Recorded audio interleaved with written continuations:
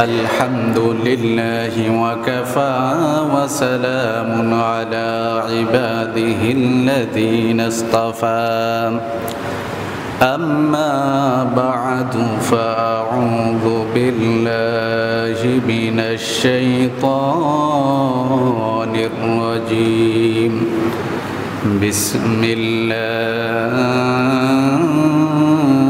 الرحمن الرحيم أعوذ بالله من الشيطان الرجيم بسم الله الرحمن الرحيم لن ينال الله لحومها ولا دماؤها ولكن يناله التقوى منكم وقال تعالى والفجر وليال عشر والشفع والوتر والليل إذا يسر إن الله وملائكته يصلون على النبي يا أيها الذين آمنوا صلوا عليه وسلموا تسليما اللهم صل على سيدنا ونبينا وشفيعنا وحبيبنا ومولانا محمد صلى الله عليه وعلى آله وأصحابه وبارك وسلم اللهم صل على سيدنا ونبينا وشفيعنا وحبيبنا ومولانا محمد صلى الله عليه وعلى آله وأصحابه وبارك وسلم الحمد لله আল্লাহ পাক রব্বুল আলামিনের দরবারে লাখো কোটি শুকরিয়া যে মহান রব্বুল আলামিন আপনাকে আমাকে ফিতনা ফাসাদের জামানায় দুনিয়াবি কাজকর্ম থেকে বিরত রেখে জান্নাতের বাগান বেহেশতের বাগানে আসার বসার তৌফিক দান করেছেন সেজন্য সকলে বলি আলহামদুলিল্লাহ। সম্মানিত হাজরিন, আজকে আলোচনার বিষয় হলো কোরবানির প্রকৃত ইতিহাস, কোথা থেকে কোরবানি শুরু হয়েছে, প্রথম কোরবানি করেছেন কে, জানার দরকার আছে না নাই? আপনারা কেউ বলতে পারবেন এই দুনিয়ার ভিতরে প্রথম কোরবানি কোন নবীর শরীয়তে ছিল এবং কোন নবী জামানায় কোরবানি প্রথম কোরবানি হয়েছে? কে প্রথম কোরবানি করছে? কে বলতে পারবেন? বলেন।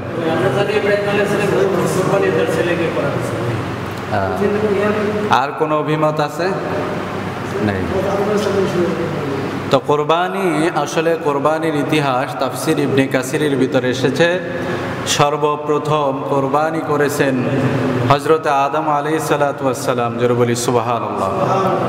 আদম আলাইহিস সালাতু ওয়াস সালামের শরীয়তে কোরবানি ছিল অন্য রকমের।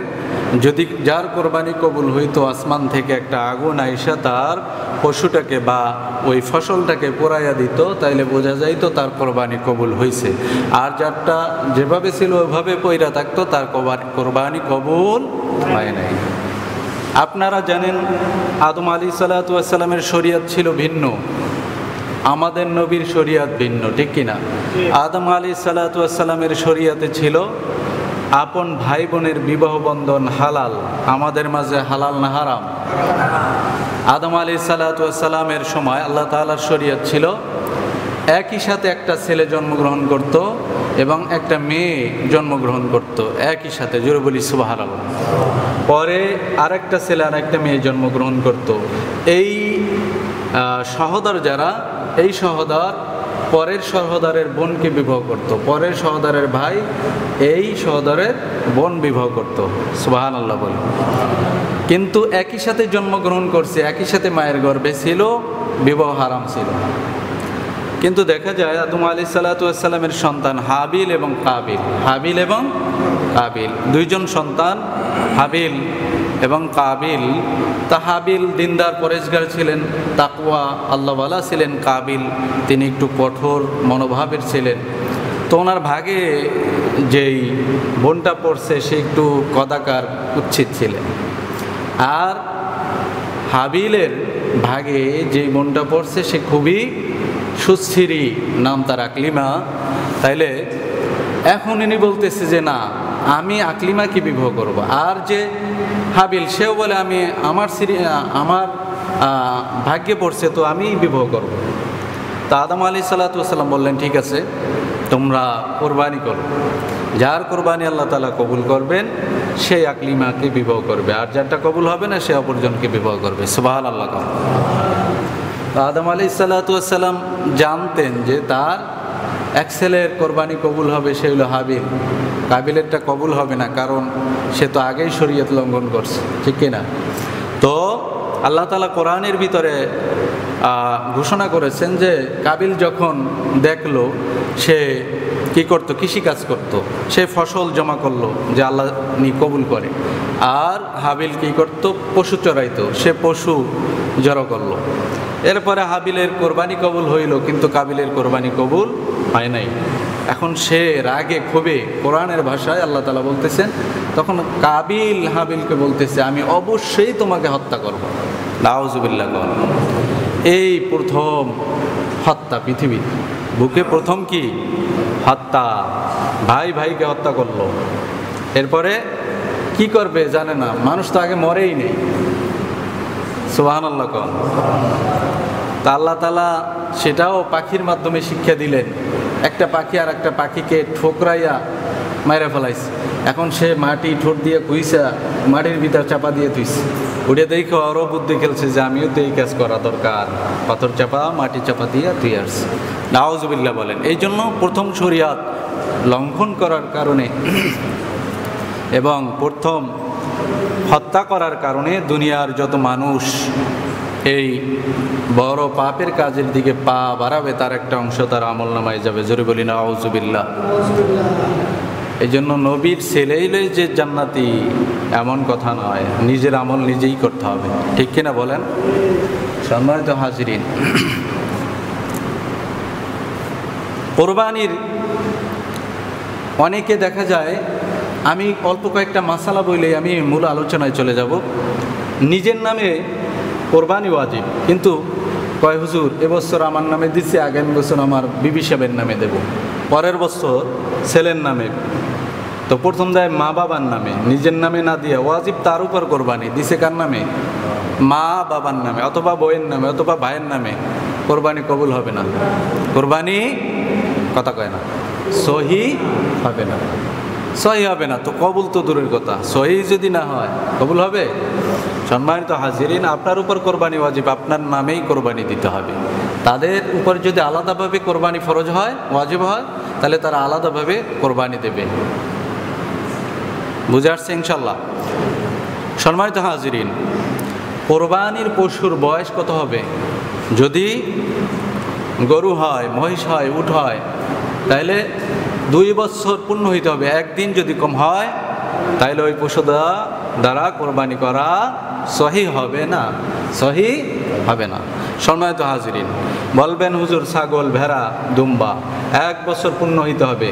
ছাগলের ক্ষেত্রে যদি একদিন, আধা দিনও কম হয় তাইলেও কোরবানি সহি হবে না। কিন্তু দুম্বার ক্ষেত্রে যদি বড় হয়, 6 মাসের দুম্বা কিন্তু দেখা যায় 1 বছর, তাহলে সেটা দিয়ে আপনি কোরবানি দেওয়া যায়। সম্মানিত হাজিরিন, এখন আসেন, হুজুর একই গরুতে একজনে আকিকার নিয়াত করলো 7 অংশ, একজনে ওয়াজিব কোরবানি, তার উপর কোরবানি ওয়াজিব সেটার নিয়াত করলো, আর একজন নফল কোরবানির নিয়াত করলো, মানে তার উপর কোরবানি ওয়াজিব না, কিন্তু অনেক গরিব মানুষ, একটু সমাজের ভাই বা যে কোনো কারণে সে করলো, এটা তার উপর কি ঠিক হবে না। কিন্তু যদি সে করে সেটা নফল হিসাবে, এটা কি নফল, তাহলে নফল কোরবানি। আবার কেউ আকিকা, কেউ ওসিয়াত, মা বাবা মৃত্যুর আগে বলে গেছে ভাই বাবা আমার নামে একটা কোরবানি দিয়েছে, দিয়ে যেতে পারেন। এই যে ওসিয়াত, সে ওসিয়াতের কোরবানি, মান্যতের কোরবানি, এটা একসাথে যদি হয় প্রত্যেকের কোরবানি সহি হবে। জোরে বলি আলহামদুলিল্লাহ। সম্মানিত হাজরিন, এখন প্রশ্ন হইল, হুজুর এক ব্যক্তি একটা গরু কোরবানি দিল একাই, অথবা 2টা, 5টা, অথবা 10টা, বড় বড় নেতারা দেয় কিনা? হ্যাঁ, অথবা আপনি একটা গরু কোরবানি দিলেন, সাথে একটা দুম্বা দিলেন, সাথে একটা উট দিলেন, একটা বকরি দিলেন, তাহলে আপনার কোরবানির মাসালা কি হবে? এর উত্তরে ফকিহ বা মাযহাবের বড় বড় ইমামগণ বলেছেন, যদি আপনি কোরবানি দেন, সেই কোরবানিটা যদি আপনি একা একটা গরু দেন, তাহলে আপনার ওয়াজিব কোরবানি আদায় হয়ে যাবে। আর যদি একটা গরুর সাথে আপনি আরও গরু দেন, তাহলে প্রথম গরুটা ওয়াজিব কোরবানি হিসেবে আদায় হবে, বাকিগুলো নফল কোরবানি হিসেবে আদায় হয়ে যাবে। সুবহানাল্লাহ বলি। আর আপনি ধরেন একটা গরু দিলেন, একটা ছাগল দিলেন, সেই ছাগলটা কি নফল কোরবানি হিসেবে হয়ে যাবে, গরুটা ওয়াজিব কোরবানি হিসেবে হয়ে যাবে। আবার আপনি একটা গরুতে একাধিক অংশ আপনি নিলেন, আপনি পুরা গরু দিতে পারলেন না, 7 ভাগের আপনি 3 ভাগ নিলেন, 1 ভাগ আপনার উপর ওয়াজিব, 2 ভাগ আপনার উপর তো আর ওয়াজিব ছিল না, তাহলে 2 ভাগ নফল, 1 ভাগ কি আপনার উপর ওয়াজিব কোরবানি হিসেবে কবুল হয়ে যাবে। সুবহানাল্লাহ বলি। সম্মানিত হাজরিন, এপাশে মান্যতের কোরবানি। বলবেন হুজুর মান্যতের কোরবানি করা কি? অনেকে কোরবানি করা মান্যত করে যে আল্লাহ এত বড় অসুখ সন্তানরা দিয়েছে বা নিজের উপর হয়েছে, আল্লাহ যদি সেটা ভালো করো, তাহলে আমি কি করব? একটা কোরবানি মান্যত করলাম, এক অংশ, অথবা একটা ছাগল বা একটা দুম্বা, একটা ভেড়া, একটা গরু। আপনি এই যে মান্যত করলেন, এই মান্যতের কোরবানি হলো ওয়াজিব, আপনাকে আদায় করতে হবে। এখন হুজুর প্রশ্ন হলো, সেই মান্যতের গোশত আপনি কি করবেন? সেই মান্যতের গোশত আপনি নিজে খাবেন, না ছেলে মেয়েরে দেবেন, না আত্মীয় স্বজনরা দেবেন, না পাড়া প্রতিবেশীকে দেবেন? কি মাসালা? সে মান্যতের গোশত আপনি নিজে খাইতে পারবেন না, ছেলেকেও খাওয়াইতে পারবেন না, মেয়েকেও দিতে পারবেন না, আত্মীয়র বাবিরিতেও দিতে পারবেন না। তাহলে কি করবেন? গোশত এতিম, মিসকিন এবং অতিশয় যারা দরিদ্র, তাদেরকে সেটা সদকা করে দিতে হবে, দান করে দিতে হবে। এক টুকরা গোশত খাইলেও আপনার সেটা সহি হবে না। যদি কেউ খাইয়ে থাকেন, সেইটা পরিমাণ টাকা সদকা করে দিতে হবে। বুঝে আসছে ইনশাআল্লাহ? সম্মানিত হাজরিন,